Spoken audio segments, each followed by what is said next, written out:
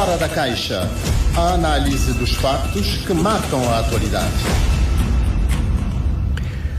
25 minutos para as 9 da manhã, Fora da Caixa, sempre às terças-feiras, com os comentários de Vladimir Silves Ferreira, a quem damos votos de bom dia e boa semana. Como estamos? Tudo bem? Essa disposição?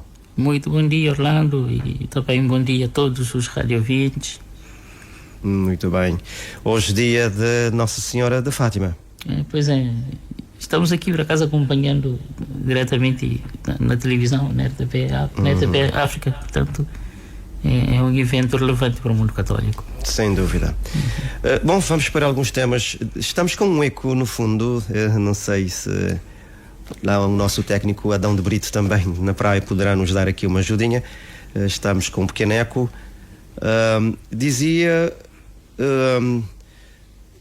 Temos aqui alguns temas para conversar. Vamos dar início com a política, PICV, a questão que ainda continua a dominar, que afasta Jorge Lopes e Irina Lopes da gestão de base de dados de militantes, mas, no entanto, ouvimos também hoje o próprio presidente do PICV esclarecer que quem tem competência para gerir a base de dados é o próprio secretário-geral do PICV e, portanto, que a resolução definitiva da decisão da Comissão Nacional de Jurisdição de suspender o secretário para a organização, tido como gestor da base de dados do PICV, Jorge Lopes, está a ser ponderada pelo próprio presidente do partido. Aqui poderá haver um volte-face? Bom, no meu entender, seria mais digno se o senhor Jorge Lopes tivesse saído da função de secretário adjunto do PICV por livre iniciativa, ou seja, pelo próprio pé. Não é? A ética, o bom senso, aquilo que é a prática republicana assim determina. Ou seja, alguém que assume uma posição pública contra uma das candidaturas, alguém que recorreu aos tribunais na tentativa de impedir uma candidatura. Ora, um cidadão nessas circunstâncias deixa de ser suficientemente idôneo para continuar a ser gestor da base de dados que vai servir precisamente de base para as eleições que vão ocorrer agora, vamos lá ver, no dia 25 de maio. Aqui, portanto, a decisão da Comissão Nacional de Jurisdição e Fiscalização, que se pronunciou perante uma queixa apresentada pela mandatária da candidatura Francisco Carvalho, decidiu, pelo que, ao meu ver, era o mais óbvio. Ou seja, confirmou que o Sr. Jorge Lopes, aliás, não podia continuar a exercer as funções que vinha exercendo de forma claramente tendente aos seus próprios interesses. Portanto, interesses que ele assumiu publicamente, não negou, ele assumiu essa posição. Portanto, aqui também, quer dizer, a meu ver, aquilo que é a decisão da Comissão Nacional de Jurisdição e Fiscalização, também há espaço para uma leitura política, ou seja, desta decisão. É que, mais uma vez, voltamos a ter uma decisão jurídica favorável à candidatura de Francisco Carvalho. Portanto, eu não vejo aqui quais são os ganhos que, eventualmente, as candidaturas ou a candidatura que o Sr. Jorge Lopes pretende apoiar ou beneficiar, ou com o qual ele se identifica mais, não sei, ele não assumiu isso publicamente. Eu não vejo ganhos, porquê? Porque toda esta situação possibilitou mais uma vitória simbólica à candidatura de Francisco Carvalho, que foi a decisão da Comissão Nacional de Jurisdição e Fiscalização.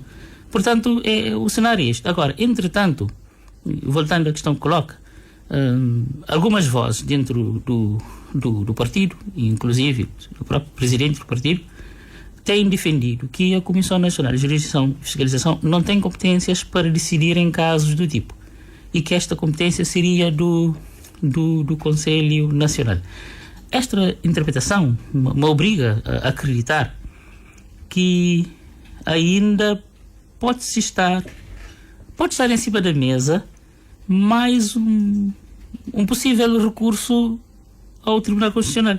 Ainda não é certo que vamos ter eleições no dia 25 de maio, porque este novo cenário pode ser objeto de recurso, estando esgotado os recursos internos do partido, os órgãos internos do partido, nada impede, já que já se abriu um precedente, é normal que se volte a recorrer, portanto, ao Tribunal Constitucional para voltar a repor esta leitura, não é, de um determinado seguimento dentro do partido que considera que portanto, a Comissão Nacional de Justiça e Fiscalização não tinha competências para atuar nesta situação.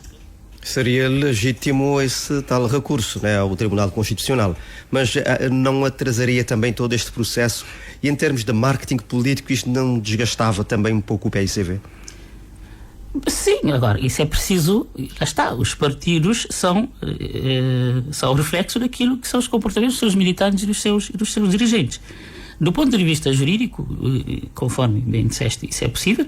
Agora, com que custos políticos? Quer dizer, já esse primeiro recurso ao Tribunal Constitucional já foi o que foi, e acho que teve e terá impacto político sobre o futuro próximo do PSV, isso é evidente, mas estando a porta aberta, tendo sido aberta a caixa de Pandora, portanto, agora tudo o que vier não altera grande coisa, porque já não espanta ninguém, digamos assim. Portanto, o partido está no estado em que está, os seus dirigentes estão atuando da forma como estão atuando e portanto, já nada me espanta, digamos assim.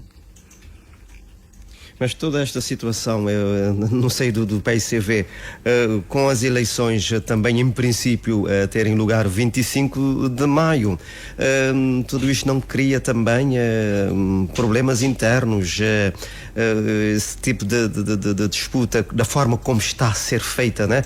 E com os ataques que temos estado a assistir, igualmente nas redes sociais, tudo isto cria sérios problemas internos e estamos a praticamente poucos meses das legislativas. O debate interno em si é algo que é normal, que devemos naturalizar. É sempre salutar. Agora, sim, a questão é a forma como sim, muitas vezes o debate é feito.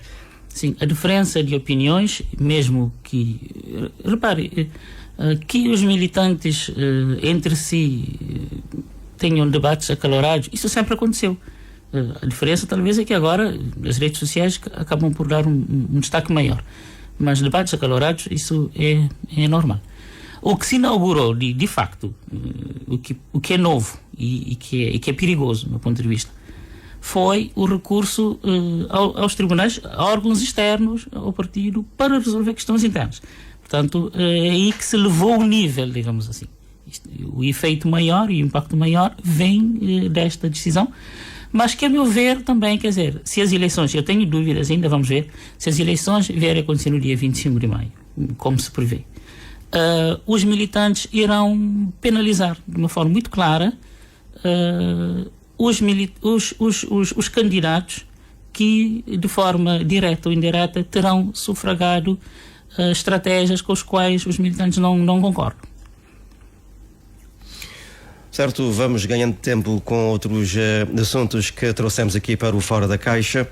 Nós ouvimos a semana passada, isto tem a ver agora com a segurança, o Procurador-Geral da República a anunciar a criação de uma equipa para dar combate urgente, estou a citar, são palavras do Sr. Procurador, dar combate urgente à criminalidade urbana na capital do país e também restaurar a tranquilidade nos bairros.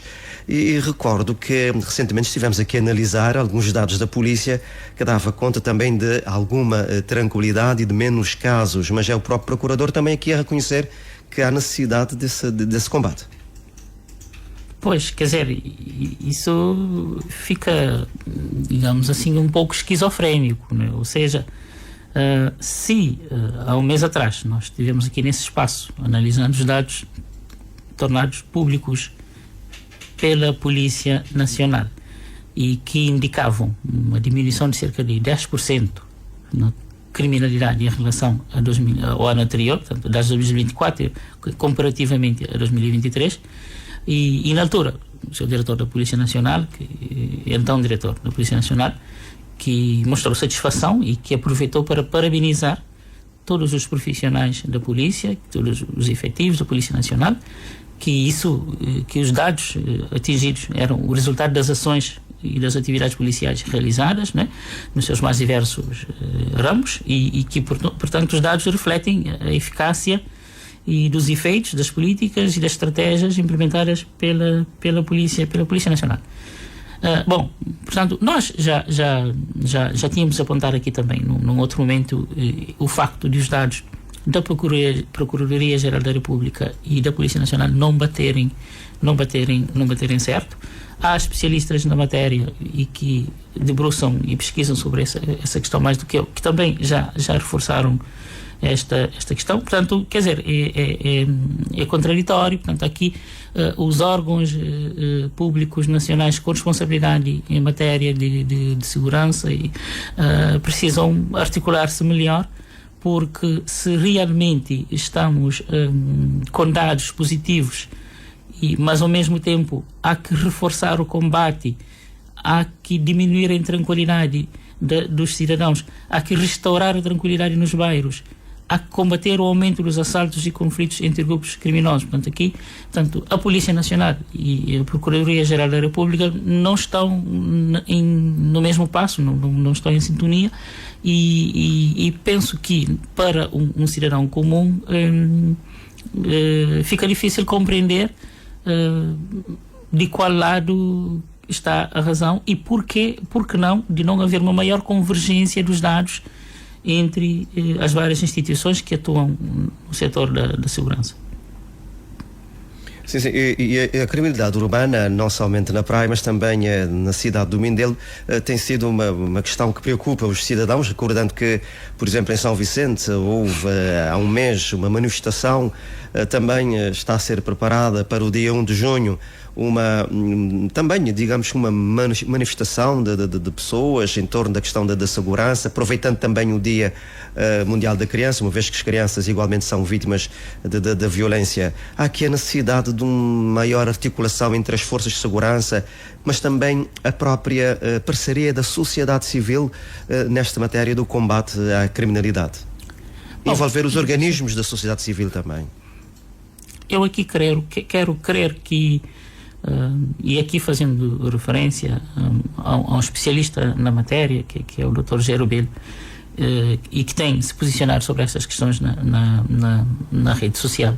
E aqui quero crer, como ele, que os dados da Procuradoria-Geral da República talvez sejam os dados mais reais e mais fidedignos, e talvez deveriam ser esses dados que deveriam servir de referência para a definição de tudo o resto no que diz respeito a esta matéria.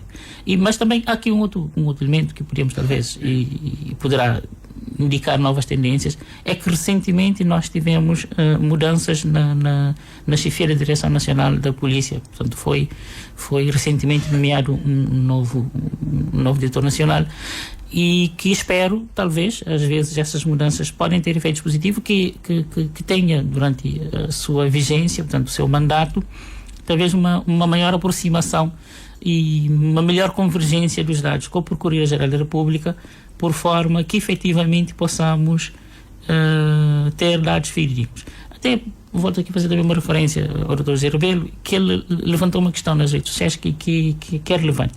E ele fez aqui referência à extensão da BAC, que tinha sido criada com a ajuda da cooperação portuguesa já há uns anos atrás, precisamente como uma estrutura especializada no combate a pequena criminalidade, e, portanto, o que aflige o dia a dia das pessoas na rua, nas suas casas, nas suas comunidades, de uma forma mais direta, né? Portanto, quer dizer, o sentimento crescente em São Vicente é algo que aqui na Cidade da Praia já passamos, e que em todos os estudos que eu conheço, e aqui começo a fazer referência à sondagem, acho que é uma questão importante que devemos aqui abordar, em todos os estudos que eu conheço, e a sondagem é uma das instituições que produz, a preocupação dos cidadãos nos principais centros urbanos, sobretudo aqui na praia, a segurança aparece sempre no topo das prioridades das pessoas. Portanto, quer dizer que é uma questão que continua a existir. A reestruturação, as iniciativas indicadas agora, tornadas públicas pelo Procurador-Geral da República, aqui o importante é que sejam implementadas com a colaboração de todas as instituições, dos cidadãos, e que os resultados venham a ser avaliados, para que, quando nós criamos estruturas, como foi o caso da BAC, e quando decidimos na sua extensão ou na criação de novas estruturas, que isso seja objeto de um processo ponderado, devidamente avaliado, e que, lá está, se avaliarmos devidamente o resultado de uma determinada medida política pública, podemos melhor nos orientar face evidências, face aos números, sobre a eficácia ou eficiência da sua implementação. Isso é fundamental. Mas queria também fazer aqui uma rápida referência à afrosondagem. Nós ouvimos agora na comunicação social que as instalações da afrosondagem foi vítima de vandalismo e que terão recebido telefonemas anónimas ameaçando. Sim, e isso é grave e penso que as instituições devem atuar rapidamente, porque normalmente no Estado que se diz democrático e de direito é importante que as instituições que produzem dados, e aqui tanto o INE, a sondagem, as universidades, qualquer outra estrutura privada e empresas que produzem dados tenham as condições de o fazerem com total liberdade. Portanto, aqui penso que todos os cidadãos de bem estarão solidários com a empresa e estaremos também e lutando dentro das nossas possibilidades para que, portanto, o trabalho da instituição não seja posto em causa, porque seria claramente aqui um fragilizar do nosso próprio sistema democrático. Portanto, o apelo que nós deixamos aqui é que as autoridades atuem e que seja tudo resolvido. Mesmo para finalizar, temos outro assunto que tem a ver com o anúncio da greve dos pilotos da TACV, que ponderam partir para a greve já a partir do dia 22 de maio, uma decisão que saiu recentemente da Assembleia Geral Extraordinária dos Trabalhadores. O presidente do sindicato apresenta algumas justificações. Por exemplo, há um conjunto de reivindicações, nomeadamente incumprimento nos pagamentos dos suplementos remuneratórios, também a regularização do cancelamento de consultas médicas e a eliminação do seguro de vida e acidentes pessoais. Portanto, aqui estamos perante reivindicações justas da classe, dos pilotos da TACV, e agora com esta ameaça de greve e depois todos os constrangimentos que poderá trazer, embora o PCA da empresa garante que a TACV está aberta para o diálogo e chegar-se a um entendimento. Bom, os pilotos é uma classe especializada, por isso a greve numa classe com alto grau de especialização tem sempre mais impacto. Por isso o poder negocial dos pilotos é maior do que dos professores ou dos vigilantes, quer dizer, há outras categorias com menor grau de especialização. E que também isso fragiliza a capacidade das mesmas em termos de luta sindical. Portanto, aqui menos espaço para o empregador jogar com aquilo que Karl Marx chama de o exército de reserva. Portanto, uma empresa como a TACV não pode, perante uma exigência, uma reivindicação dos pilotos, contra-argumentar com o seguinte argumento, faço a expressão: bom, quem não quiser trabalhar, há pessoas desempregadas, nós podemos contratar novas pessoas amanhã. Portanto, um piloto não é uma profissão, uma classe que é facilmente substituível, o que lhe dá, portanto, maior capacidade de negociações. Portanto, é mais fácil que consigam alcançar os resultados que pretendem, os objetivos que pretendem na negociação, nesse caso com os TACV. Agora, é o que eu tenho dito, falta, talvez, na nossa sociedade, uma consciencialização maior da importância dos sindicatos a todos os níveis e em todas as áreas. E eu tenho reforçado aqui, precisamos de quer dizer, centrais sindicais mais fortes. E nós, como é que podemos ter centrais sindicais mais fortes? Dividir e diminuindo a fragmentação. Portanto, é importante que o NTCCS e parte da UNTCCS que está em fratura com a própria direção, é importante que consigam um entendimento para podermos ter uma central sindical forte.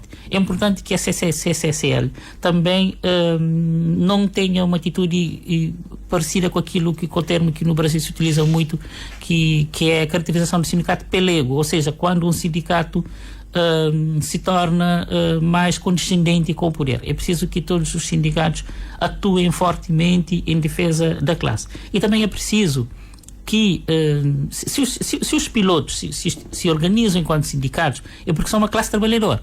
E sendo uma classe trabalhadora, são tão trabalhadores quanto os professores, os vigilantes, os motoristas dos autocarros. Falta também uma estrutura sindical que crie uma consciência de classe junto da classe trabalhadora, seja piloto, seja segurança privado, seja qualquer nível. E há necessidade de, em vários momentos, que as lutas sejam coletivas. Eu, fruto da minha profissão, eu acompanho muito a luta dos docentes do ensino básico e secundário e sinto que a luta dos meus colegas docentes nesses níveis de ensino seria uma luta com maior ou melhores resultados se tivesse congregado numa estrutura maior e se a estrutura dos professores não tivesse subdividido, fragmentário em 3 sindicatos. Ora, uma profissão com 3 sindicatos se fragiliza no diálogo com o empregador. Porque, por exemplo, o Ministério da Educação convoca cada um dos sindicatos dos professores individualmente para a negociação. E quando é assim, os sindicatos se contradizem entre si, não conseguem se articular. Isso tudo, quem perde é a classe docente. No caso dos pilotos, o facto de terem a especialização que têm, é uma classe facilmente de ser substituída, e terem um único sindicato, torna a condição dos mesmos muito melhor em termos de negociação, e com certeza que grande parte das suas reivindicações vão ser atendidos.